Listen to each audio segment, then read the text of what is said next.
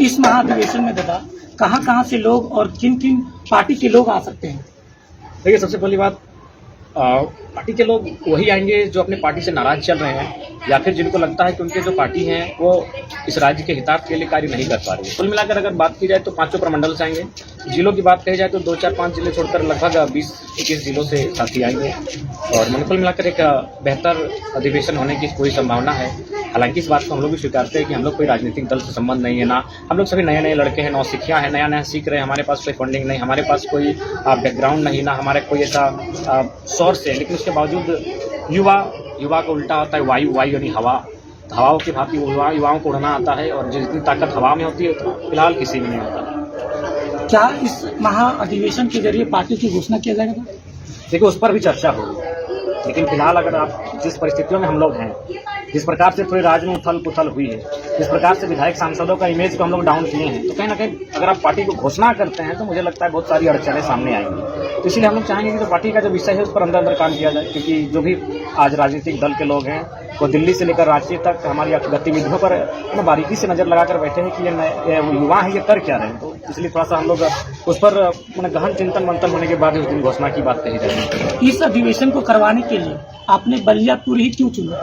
हाँ, देखिए, हम लोग एक्चुअली चुन रहे थे एक प्लेस धर्मो हम लोग सजेस्ट किया, सबका ओपिनियन था, क्योंकि हमारा जो अभी समिति का गढ़ है वो मांडू क्षेत्र में है, बिशुनगढ़ में, हजारीबाग का हिस्सा है, गिरिडीह बगोदर है और उधर आपका जनगणना धनबाद बोकारो के इर्द गिर्द है। उसके हिसाब से बेरमो और बोकारो का क्षेत्र हम लोग का मेन पॉइंट बन रहा था, लेकिन बलियापुर को इसलिए चयन किया गया कि वो विनोद बाबू की माटी है, उनकी विचारधारा वहाँ कण में रग में विराजमान है और उनकी विचारधारा की आवश्यकता आज भी हमारे समाज को है, हमारे राज्य को है। इसलिए हमने बलियापुर की धरती को ही चयन किया और वहाँ से पुनः संदेश देना चाहेंगे। जिस प्रकार मैंने विनोद बाबू के समय में कॉमरेड ए.के. राय गुरु जी के नेतृत्व में एक नई विचारधारा के साथ लड़ाई लड़ी गई थी, हम लोग पुनः उसे रिवाइवल करेंगे और फिर से एक नए पैटर्न के साथ वही प्रयास हम लोग करेंगे।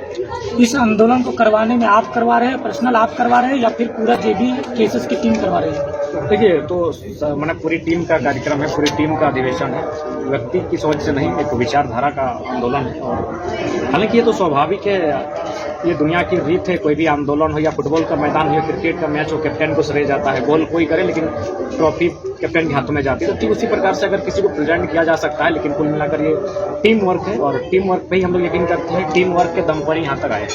इस आंदोलन को करवाने में फंडिंग कहाँ से हो रही है?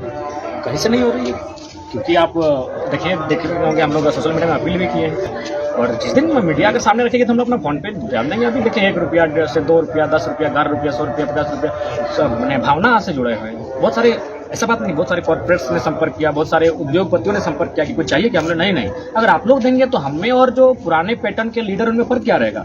फिर तो हमें आपके अनुसार चलना पड़ेगा। फिर तो जब भी कोई आंदोलन होगा तो कंपनी का जब भी मामला आएगा तो चुप रहना होगा। जिस प्रकार अभी देखिए, वेदांता का मामला आता है तो विधायक सांसद चुप हो जाते हैं, डालमिया का मामला आता है तो चुप हो जाते हैं, अभी डीवीसी सामने वहाँ भी मामला आता है तो विधायक सांसद चुप हो जाते हैं। तो हम लोग भी अगर उसी प्रकार कॉर्पोरेट के सहारे अगर आंदोलन करेंगे तो फिर कोई फायदा नहीं होगा, फिर हम लोग कहीं न कहीं दबाव में आ जाएंगे। इसलिए हम लोग जनता को ओपन छोड़ दिए हैं कि हम लोग को खर्च लगेगा तो मोटा-मोटी जनता सहयोग कर रही है। 1 रुपया से लेके 1000 रुपये तक लोग सहयोग कर रहे हैं, तो इसमें फंडिंग का कोई विषय नहीं, ओपन है, खुला है।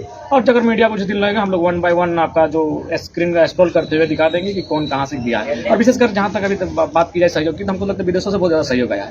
अब सवाल बनता है कि विदेश से सहयोग क्यों? क्योंकि विदेश के लोगों ने दर्द को देखा है कि घर उनका कहाँ, वो प्रदेश में, यही क्षेत्र हमारा भी देखिए, दुग्धा क्षेत्र जहाँ हम लोग बैठे हैं, जमीनें किनकी? हमारे पूर्वजों की जमीनें, सारा जमीन हम दान दिए हैं, विदेशी अधिग्रहण करती है। ठीक, हमको अधिग्रहण से आपत्ति नहीं है, देश की उन्नति के लिए जमीनों का अधिग्रहण होता है तो हो, लेकिन जब जमीनें हमसे अधिग्रहण की गई है तो यहाँ मैंने एक सुई से लेकर अगर एरोप्लेन तक का अगर कोई कारखाना लगता है तो उससे पहला योगदान हमारा होना चाहिए। अगर वहाँ पे उस मैंने परियोजना के बाद अगर कोई मार्केट भी लगता है, एक मैंने ठेला भी लगता है तो उसमें हमारा होना चाहिए। लेकिन कुल मिलाकर उसके बाद देखिए, रेल भी जमीन अधिग्रहण करती है, लेकिन रेल अगर जमीन अधिग्रहण करती है तो फिर जब उसका नौकरी समाप्त होता है तो क्या करती है, उसको मैंने जॉब रिटायरमेंट के बाद उनको घर जाने के लिए फोर्स करती है, इसलिए तो दामाद बना के रख लेती है, जो कि गलत है।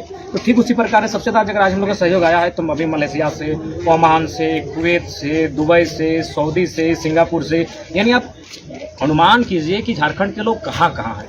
तो दर्द उन्हें इस बात का है कि कोई तो है जो हमारी आने वाली पीढ़ी की लड़ रहा है। हम ये भी नहीं कर रहे कि हम लोग सफल हो जाएंगे, जो भी सभी सामने है, न जाने कितनी गोलियां चलेंगी।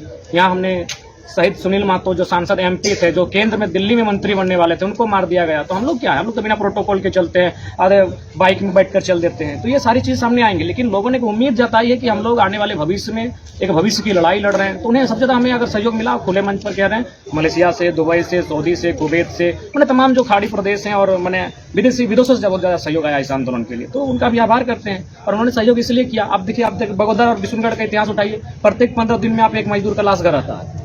तो उन्होंने दर्द को देखा है कि भाई प्रदेश, हम बेशक हम मजबूरी में प्रदेश आए हैं, लेकिन हमारा एक देश है जहां हमारा खेत है, मेरी बूढ़ी माँ है, मेरी एक पत्नी है, मेरे 2 छोटे बच्चे हैं, उनके साथ हमको परिवार में रहना चाहिए था, उनके साथ हमें माने खुशी खुशी पर्व त्यौहार मनाना चाहिए था, उनके साथ हमें अपने जीवन को व्यतीत करना चाहिए था, लेकिन आज हम प्रदेशों में हैं। तो इस दर्द को ये लोग जानते हैं। तो इसलिए फंडिंग का जो हमारा सवाल है, अगर आज भी अभी तक जो पाया उसमें हमको लगता है 50% जो है विदेश में हमारे जो मजदूर रहते हैं उनके माध्यम से आए।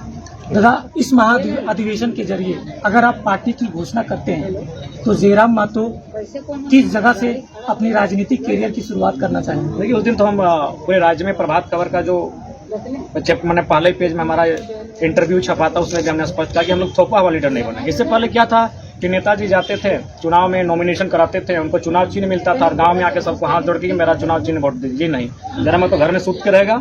अगर जनता को लगता है कि हम वास्तव में उनका नेतृत्व करने के साहस है, तो घर में जाके हमें उठा के लाएंगे और बोलेंगे चलो हम नॉमिनेशन फॉर्म भर देते हैं। हम थोपा हुआ लीडर बनने के लिए नहीं आए हैं, हम एक मैंने जनमानस का लीडर बनने आए हैं, जो जनता स्वीकार करेगी और जहां से स्वीकार करेगी। जब लीडर बनने के लिए आए हैं तो एक बंधा हुआ सीट से क्यों लड़ेंगे? ओपन लड़ेंगे, जहां से जनता